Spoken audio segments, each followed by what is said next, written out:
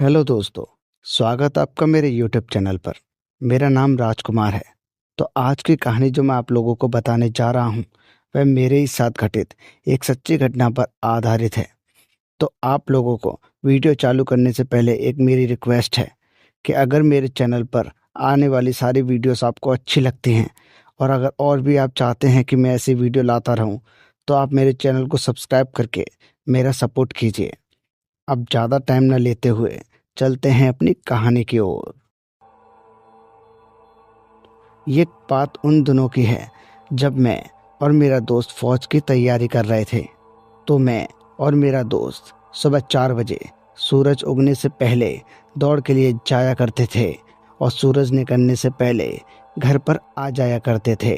उस वक्त ना ज़्यादातर घरों में मोबाइल हुआ करते थे और ना ही घड़ियाँ हुआ करती थी।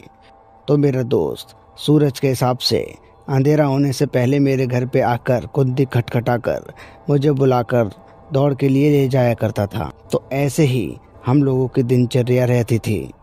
तो एक रोज जब मैं सो रहा था तो कुंडी खटखटाने की आवाज़ आई। तब मैंने कहा, कौन है? तब मेरे दोस्त ने आवाज़ दी। अरे राज, खोलना यार, मैं हूँ। दौड़ के लिए नहीं जाना क्या तुझे? तो मैंने कहा, अरे शायद टाइम हो गया दौड़ का। तो मैं उठकर कुंडी खोलता हूँ। तब मुझे अपना दोस्त कोमल सामने खड़ा दिखाई देता है और कोमल कहता है, तुझे बड़ी देर लग गई कुंडी खोलने में। चलना नहीं है क्या दौड़ के लिए? तब मैंने कहा, अरे हाँ यार, जाना तो है, चल अभी आता हूँ, मैं मुँह हाथ धो के थोड़ी देर रुक। तब ऐसा कहकर मैं मुड़ा तो कोमल वहाँ खड़ा रहा। तो मैं अंदर से हाथ मुंह धोकर आया। तब मैंने कोमल को देखा तो कोमल के हाव भाव कुछ अलग थे। वह अपनी आंखों को ऊपर नीचे दाएं बाएं घुमा रहा था। तो मुझे उसका बर्ताव कुछ अजीब सा लगा। तो मैंने उससे पूछा, कोमल कोई दिक्कत है क्या तुम्हें? तब वो बोला, नहीं तो क्यों, ऐसा क्यों लगा तुझे? तब मैंने कहा, कुछ नहीं, बस अब चलते हैं। तब वो बोला, हाँ हाँ, चल चल। तब हम दोनों दौड़ के लिए जाने लगे। तो वैसे हम दोनों रास्ते में काफ़ी सारी बातें किया करते थे, हंसी मजाक किया करते थे। लेकिन आज बात अलग थी क्योंकि आज कोमल मुझसे आगे चल रहा था और वो भी बिना कुछ बोले। तो मुझे कुछ अजीब लगा। तो मैंने कोमल से पूछा, अरे यार कुछ हुआ है तो बता ना, मुझसे भी क्या छुपा रहा है, घर से लड़के आया है ना? तब कोमल मेरी बात का जवाब ना देते हुए सीधे चलता रहा। तो मैंने कहा, जवाब तो दे, क्या हुआ? तब वो बिना कुछ बोले सीधे ही चलता रहा। तो मैंने सोचा शायद आज इसका झगड़ा कुछ ज़्यादा ही हो गया है, इसलिए ये बोलना नहीं चाह रहा। तो मैंने भी सोचा अगर ये लड़के आया है तो इसका मूड अभी ख़राब है, इससे ज़्यादा बात करना भी सही नहीं है। तो फिर मैं चुपचाप उसके पीछे चलता रहा और कोमल आगे चलता रहा। तो कोमल चलते चलते पक्की सड़क पर आ गया। तो मैं जब पक्की सड़क पे आया तो मैंने कोमल से पूछा, कोमल बता कहाँ से दौड़ शुरू करनी है? तो वह हाथ के इशारे से ही मुझे अपने पीछे चलने को कह रहा था। तो मैं भी उसके पीछे पीछे चलता रहा। तो वह चलते चलते एक मूली के खेत की तरफ जाने लगा जहाँ पे ट्यूबवेल लगा हुआ था। तो मैंने मन में सोचा शायद ये हाथ पैर धोना चाहता होगा। तो मैं भी उसके पीछे चलता ही रहा। तो वह मूली के खेत के पास आकर अचानक रुक गया और मेरी तरफ अचानक से मुड़ा और एकदम से वह बड़ी अजीब नज़रों से मुझे देखने लगा। अब उसकी आंखें लाल लाल और गुस्से से भरी लग रही थीं। तो मैंने सोचा इसको क्या हुआ अब? तब मैंने पूछा, अरे तुझे क्या हुआ, ऐसे क्यों देख रहा मुझे, और तेरी आंखों को क्या हुआ, कुछ डाल के आया है क्या? तब वह हूँ की आवाज़ करने लगा और मुझसे बोला, तुम अब भी नहीं पहचाना मुझे? मैं कोमल नहीं हूँ। मैंने कहा, क्यों मुझे डराना चाहता है, क्यों मजाक कर रहा है? तू कोमल नहीं है तो कौन है? तब वो बोला, मैं कोमल नहीं हूँ, मैं श्याम हूँ। श्याम, जो पिछले साल दौड़ करते हुए इस खेत के पास ही आकर मर गया था।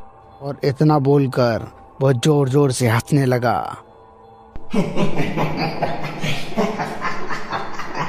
आज तो नहीं बचेगा।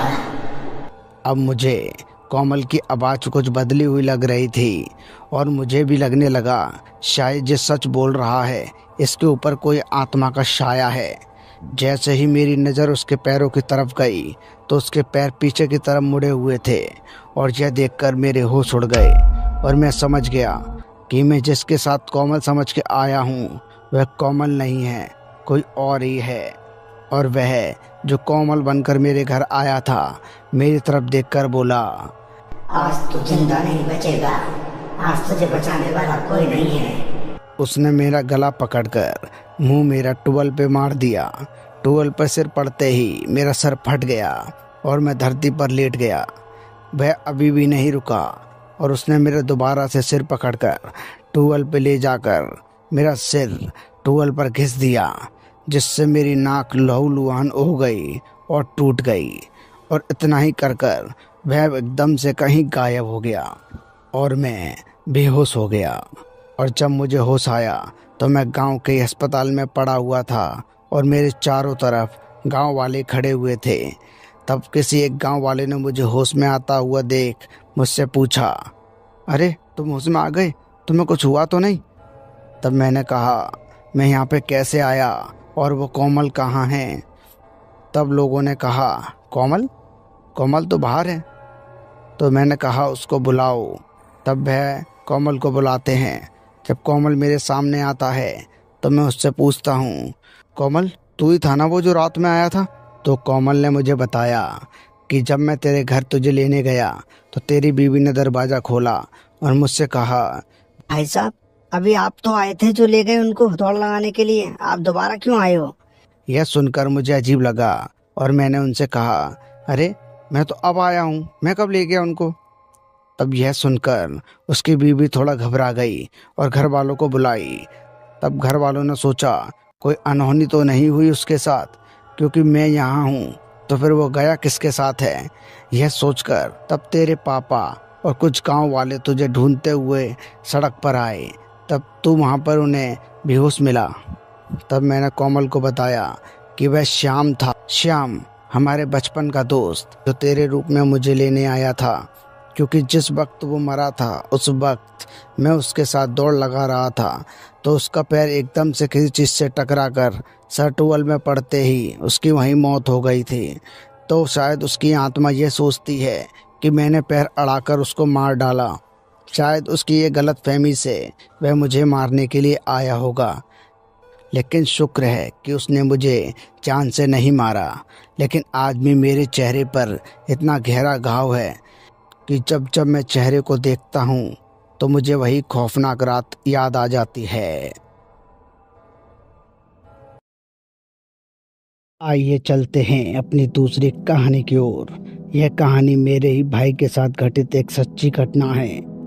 मेरे भाई जो पेशे से एक हलवाई हैं और हलवाई का काम रात और दिन दोनों का होता है। अगर कोई रात का ऑर्डर आ जाता है तो हलवाई लोगों को रात में काम करने के लिए जाना पड़ता है। तो ऐसे ही एक रात मेरे भाई को भी उनके मालिक का फ़ोन आया तो मेरे भाई जल्दी से दुकान पर पहुंच गए। तो दुकानदार ने मेरे भाई को बताया कि आज जो ऑर्डर तुम्हें करने जाना है वह यमुना पुल के उस पार एक मैरिज होम में हो रहा है, तो तुमको वहां जाना होगा।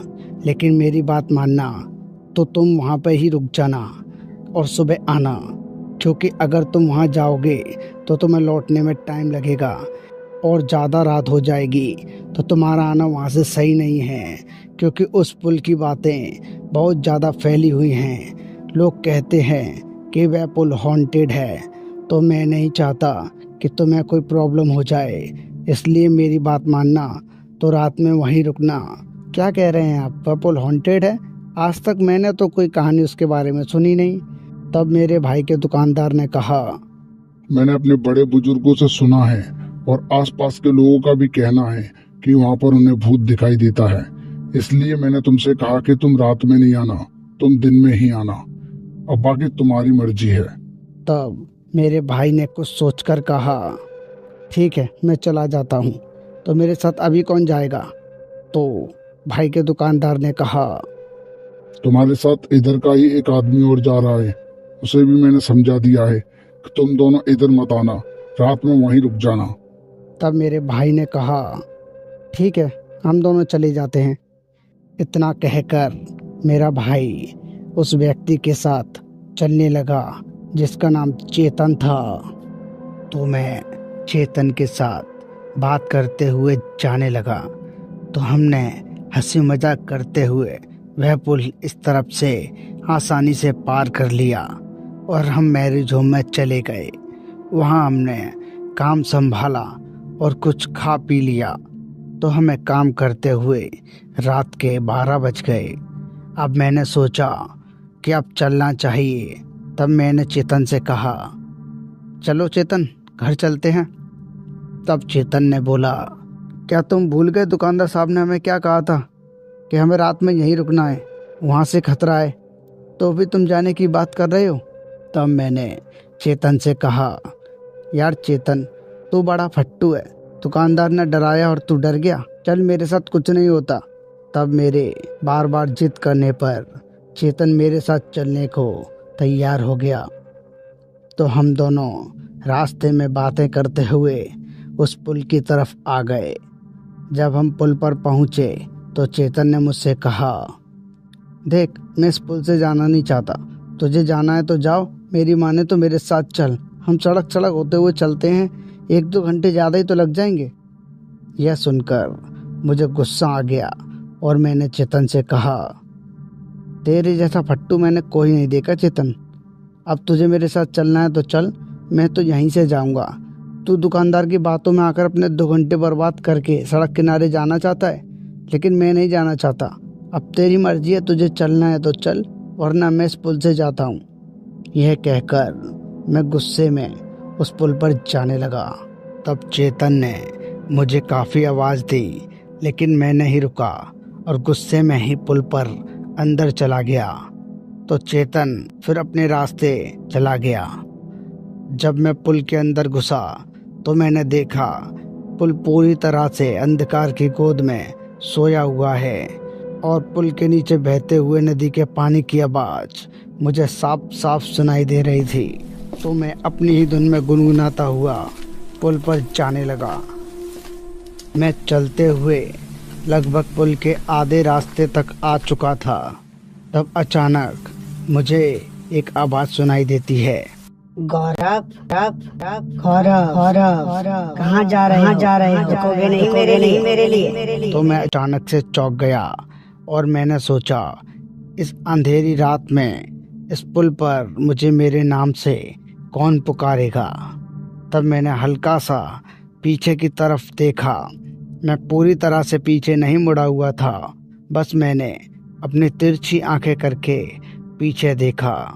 तो पीछे मुझे एक सफ़ेद साड़ी में एक औरत खड़ी नजर आई। तब मैंने सोचा, ये औरत इतनी रात में इस अंधेरे पुल पर मेरा नाम कैसे जानती है और यह मेरे पीछे क्यों आई है। तब मैं कुछ ना बोलते हुए सामने की तरफ देखकर चलने लगा। तो जैसे जैसे मैं चल रहा था, वह औरत भी मेरे साथ साथ चल रही थी। तो मैंने अपने चलने की रफ्तार थोड़ी तेज कर ली, तब वह भी उसी रफ्तार से मेरे साथ चलने लगी। जैसा कि आप लोग जानते हैं, जब हलवाई लोग किसी शादी से काम कर कर आते हैं तो साथ में कुछ मिठाइयाँ रख के आते हैं। तो मेरे भाई के हाथों में वही मिठाइयाँ लगी हुई थीं। तो मैंने सोचा, शायद ये कोई आत्मा है जो मेरे पीछे पड़ी है, शायद वह इन सफ़ेद मिठाइयों के लिए आई है। तो मैंने वह सफ़ेद मिठाइयाँ पीछे की तरफ बिना मुड़े हुए फेंक दी और मैं सीधे आगे की तरफ चलने लगा। लेकिन तब भी उस औरत ने मेरा पीछा नहीं छोड़ा और मुझे दोबारा से आवाज़ दी, गौरव, रुक जाओ गौरव, मेरे लिए रुक जाओ। कहाँ जा रहे हो? मुझे नहीं पहचाना? मैं शबनम हूँ, तुम्हारे की दोस्त जो तुम्हारे साथ पढ़ा करते थे। और बाकी उसकी आवाज़ मेरे बचपन की दोस्त शबनम से मिल रही थी। लेकिन मैं सोच रहा था कि इतनी रात में अकेले पुल पर, जब मुझे कोई दिखाई नहीं दिया सामने और पुल पर चलने के लिए सिर्फ एक आदमी की जगह है, तो ये अचानक से कहाँ से आ गई और अगर ये शबनम होती तो इतनी रात में ये अकेले पुल पर नहीं होती। और मुझे अपने इस पुल पर आने की गलती का एहसास होने लगा और मैं अपने दुकानदार की बात ना मानकर मन ही मन पछता रहा था। लेकिन मैंने अपने बड़े बुजुर्गों से सुना है कि आत्माएं बिना कपड़ों के निर्वस्त्र रहती हैं और अगर हम भी निर्वस्त्र हो जाते हैं तो आत्मा हमें छोड़ देती है। तो मैंने अपने बड़े बुजुर्गों की बात को याद कर अपने सारे कपड़े एक एक करके उतार लिए और उनको हाथ में लेकर मैं सीधे सामने की तरफ बिना पीछे देखे भागने लगा। और मैं भागता रहा और वो चुड़ैल अजीब सी आवाज करते हुए मेरे पीछे भागने लगी और मैं भी सामने भागने लगा। लेकिन मैं एक बात को गौर कर रहा था कि वह आत्मा मेरे बहुत पास थी और चाहती तो मुझ पर हमला कर सकती थी, लेकिन सिर्फ वो मेरे पीछे लगी हुई थी।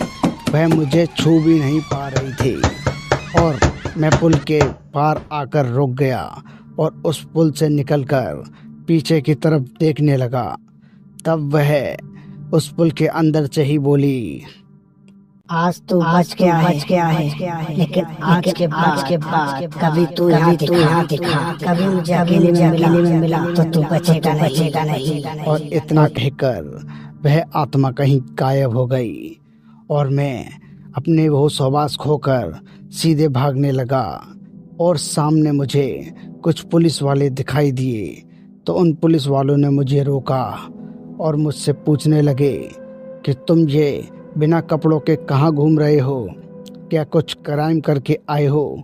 तो मैंने उनको जो मेरे साथ पुल पर बीता वह सारी घटना बता दी।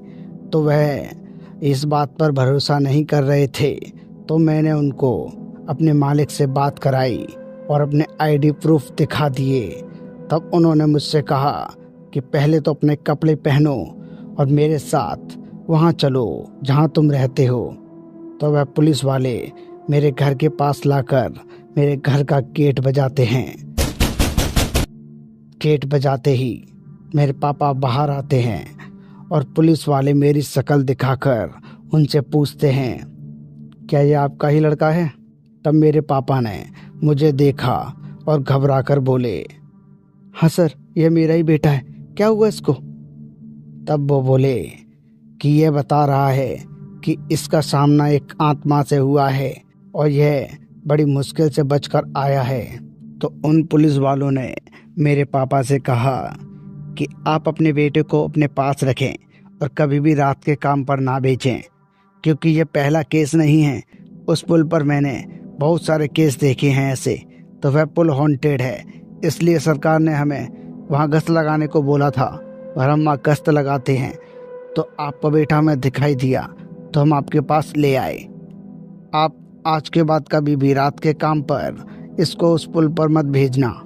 और इतना कहकर वह पुलिस वाले अपनी बाइक से चले गए और मेरे पापा ने मुझे अंदर ले जाकर बड़े आराम से समझाकर सुला दिया। तो यह घटना मेरे साथ बीती और आज भी मैं इस घटना को याद कर कांप जाता हूँ।